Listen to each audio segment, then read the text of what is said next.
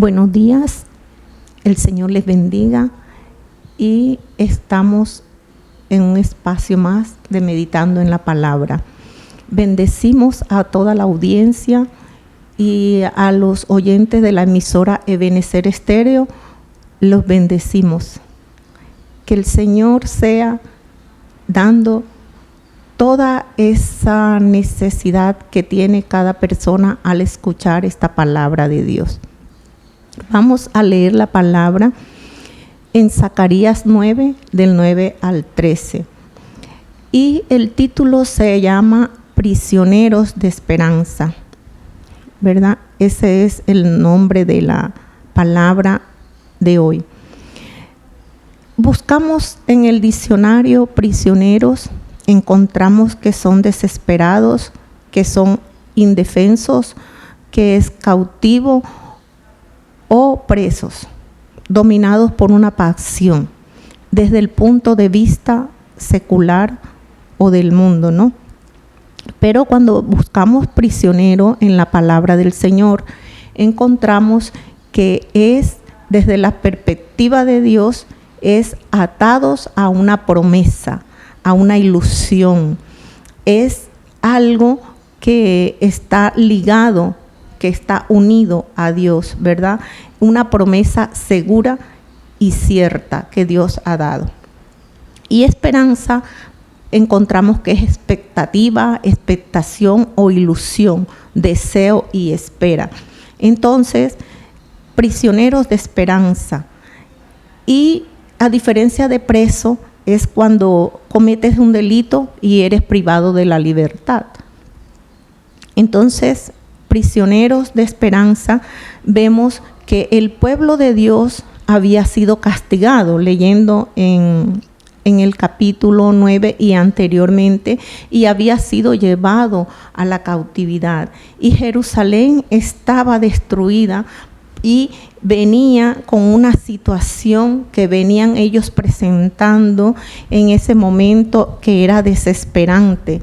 Estaba el pueblo empobrecido y estaba muy triste, estaba acabado, porque ellos venían de un largo exilio y estaban en cautiverio. Sin embargo, Dios los llama prisioneros de la esperanza. Vamos a leer Zacarías 9:9. Dice: alégrate mucho, hija de Sión, da voces de júbilo, hija de Jerusalén. He aquí que tu rey vendrá a ti, justo y salvador, humilde y cabalgando sobre un asno, sobre un pollino, hijo de asna. Y de Efraín destruiré los carros y los caballos de Jerusalén, y los arcos de guerra serán quebrados. Y hablará paz a las naciones, y su señorío será de mar a mar, y desde el río hasta los fines de la tierra. En el versículo 11 dice: y tú también por la sangre de tu pacto serás salva. Yo he sacado tus presos de la cisterna en que no hay agua. Volveos a la fortaleza, oh prisioneros de esperanza. Hoy también anuncio que os restauraré el doble. Le damos gracias al Señor por su palabra. Bendecimos esta palabra que sea llegando a cada corazón, a cada persona que en este momento está necesitada de esa esperanza que el Señor nos habla en esta palabra. Vemos que la esperanza en Dios como primera fuente y no en las personas, ¿verdad? Vemos que Dios está llamando a su pueblo a regocijarse. Alégrate mucho, hija de Sión. Da voces de júbilo, hija de Jerusalén. He aquí que tu rey vendrá a ti justo y salvador y humilde. Nos está llamando a regocijarnos en un rey justo, en un rey salvador, en un rey humilde, con esa humildad que viene cabalgando sobre un asno, con instrumentos sencillos, no con un séquito de personas, no con adornado de cosas reales, nada, con esa humildad sencilla que viene el Señor a presentarnos. sobre un asno, sobre un pollino hijo de asna, ¿verdad? Y Dios usa esos instrumentos sencillos para cumplir su propósito. Dios lucha en defensa de su pueblo, está defendiendo a su pueblo, ¿verdad?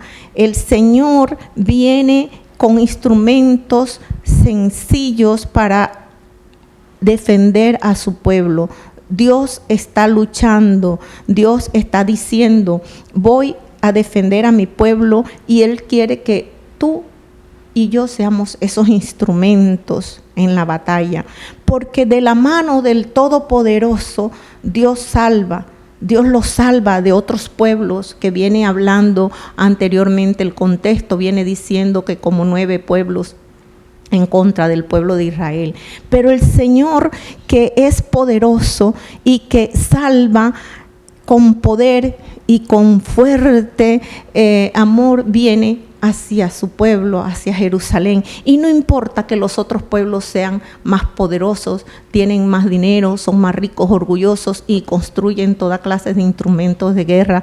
Eso no le importa al Señor, porque Dios envía al Mesías, al Salvador, envía a Jesús, y su venida era más que suficiente para acabar con todos ellos en un momento, ¿verdad? Pueden ser muy poderosos, pero la llegada del Mesías acaba con todos esos pueblos. La profecía de Zacarías prevé la entrada triunfal de Jesús en Jerusalén. En Mateo 21, del 1 al 5, y al entrar en la ciudad santa, de esta manera se declaró como Mesías y como Salvador, dispuesto a ir a la cruz, ¿verdad? Vemos al Señor dispuesto. Dios no permitirá ni permitió que su pueblo sea totalmente destruido, y se le da la misma seguridad a la iglesia. El Señor en su palabra dice: las puertas del infierno no prevalecerán contra ella. Iglesia, el Señor te está dando esa seguridad, que Él es el que nos cuida, que Él es el que nos protege y que Él es el que nos guarda. Vemos también que mi esperanza está en Dios y en el poder de su Espíritu Santo. Dice: hablará paz, y su señorío será hasta los confines de la tierra. Zacarías profetiza para el segundo advenimiento de Cristo, el establecimiento de su reino universal.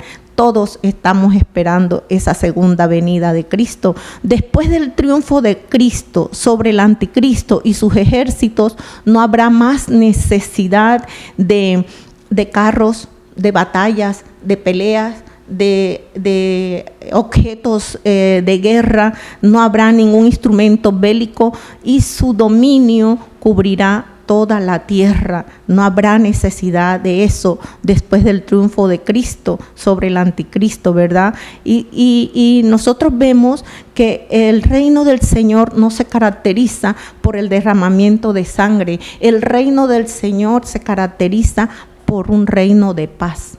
Es una característica de su reino. En Romanos 15:13 nos vuelve a confirmar: y en todos los momentos de debilidad vamos a ser llenos de esa esperanza mediante el poder del Espíritu Santo.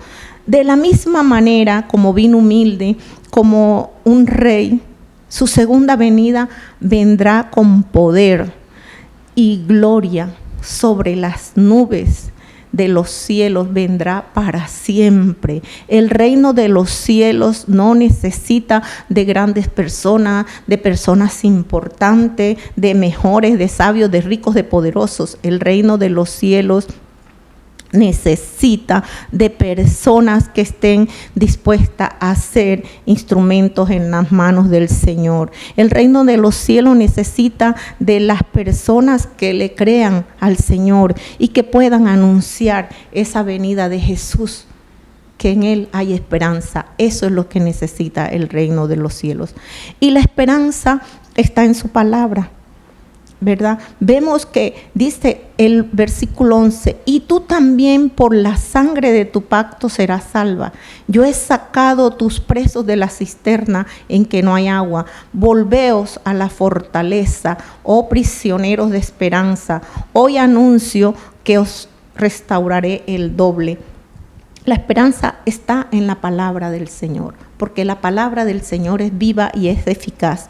Y dice que si Él está dando esta promesa en su palabra, es una promesa que se va a cumplir, porque la condición de los israelitas dispersos tenía solución. Dios duplicaría su bendición debido a que todo lo que habían sufrido el Señor les está diciendo en esta promesa. Que todo lo que ellos habían sufrido, el Señor se los devolvería el doble, o restauraré el doble, doble bendición. Ese es el Señor, ese es el Señor, ese es el Dios Todopoderoso, el que nos da el doble de su bendición. Y estaban dominados por una expectativa, ellos estaban agarrados a una ilusión. Se hace presente el programa del Rey, que viene con una liberación de Israel de su cautividad, que viene por la sangre de su pacto. ¿Y por qué nosotros decimos que Israel recibe tantas cosas del Señor? ¿Por qué tantas bendiciones para Israel? Nos preguntamos. ¿De dónde viene todo eso? Entonces, el Señor en su palabra nos dice que Israel no es debido a que sea la más fiel, ni debido a que sean los mejores, nada por el estilo. Es por la devoción infalible de Dios a su pacto de sangre que estableció en Abraham. Y lo vemos en Génesis 15, del 1 al 10. El pacto que el Señor hizo con Abraham, el cual permanece vigente. Está vigente hasta nuestros días, hasta que Dios exista, y eso es eterno. El pacto permanece vivo, vigente. Y dice, aquí dice, de la cisterna donde no hay agua, en tiempos antiguos, dice que los he sacado tus presos de las cisternas en que no hay agua. No sé si recuerdan o hemos leído en otras partes, por lo menos en Génesis 37, del 24 en adelante, como sucedió con José, que fue echado en un pozo, ¿verdad? Y dice que los exiliados de Israel son presentados como toda una población que se encuentra en cautiverio, mientras que sufre y se angustia, pero son alentados a volverse a su fortaleza. Son alentados, oh prisioneros de esperanza. Hoy también anuncio que os restauraré el doble. Vuélvanse a la fortaleza, tanto fortaleza militar como fortaleza espiritual. Vuélvanse al Dios mismo, al Señor. Volvámonos al Señor. Está convidando esta palabra a que nos volvamos, ¿verdad?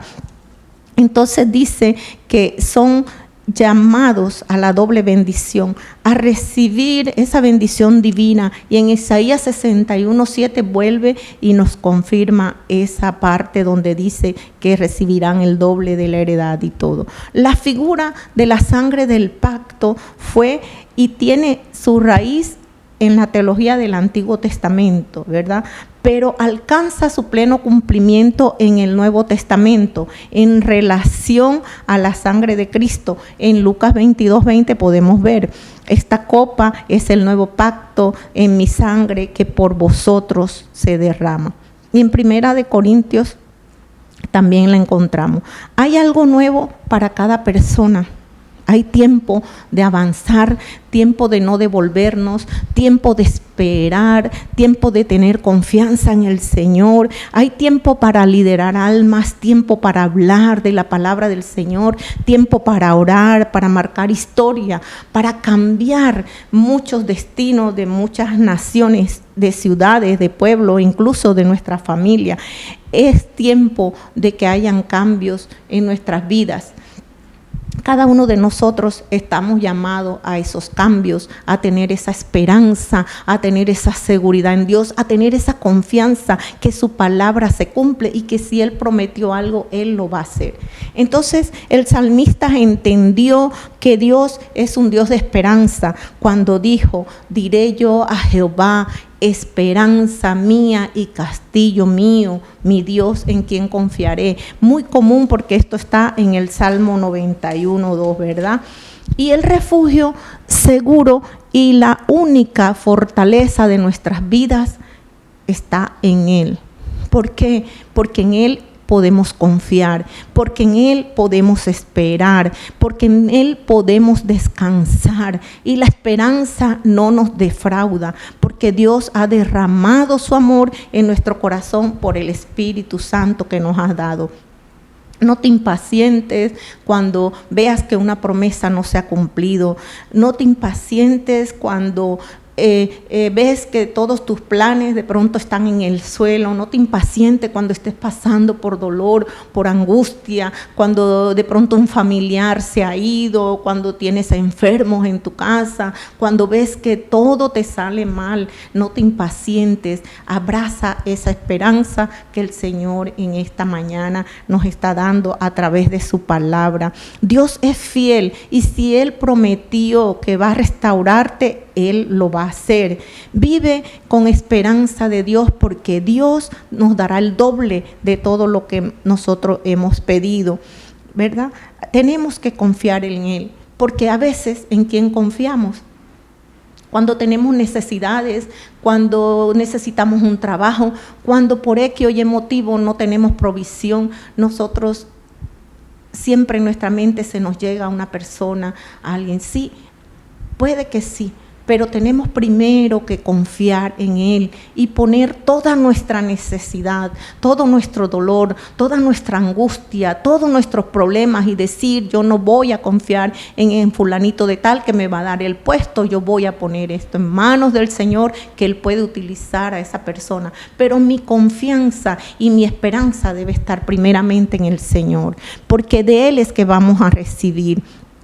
Dios te restituye, el Señor te levanta, tu temporada cambiará. En Hebreos 6:18 dice: lo hizo así para que mediante la promesa y el juramento, que son dos realidades inmutables en los cuales es imposible que Dios mienta, tengamos un estímulo poderoso, los que buscando refugio nos aferramos a la esperanza que está puesta delante de nosotros. Hermanos y amigos, para concluir, el Señor nos alienta con su esperanza, nos está llamando a que abracemos, a que nos liguemos, a que estemos unidos, ¿verdad?, con Él, porque el cumplimiento final y completo de esta palabra ocurrirá en la segunda venida del Señor y anuncia el triunfo de Judá sobre su opresor.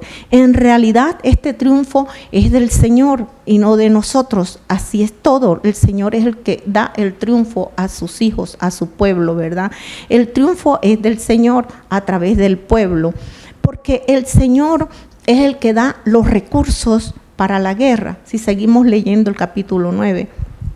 Y Él es quien pelea por ellos, por su pueblo. Él es quien ampara a su pueblo del combate.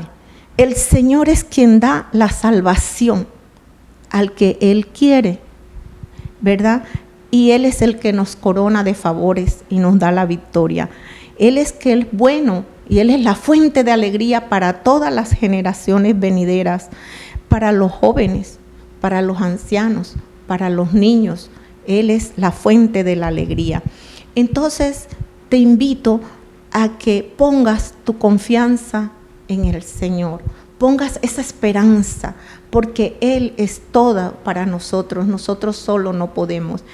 En esta mañana estamos invitándoles a todos los que tengan un dolor, que estén pasando por momentos difíciles, que estemos angustiados, que estemos desesperados, que estemos viendo que las cosas no salen bien, pon tu confianza y tu esperanza en el Señor. Él es el que puede sacarnos del pozo, Él es el que nos puede rescatar del lodo, Él es el que nos puede abrazar con esa esperanza.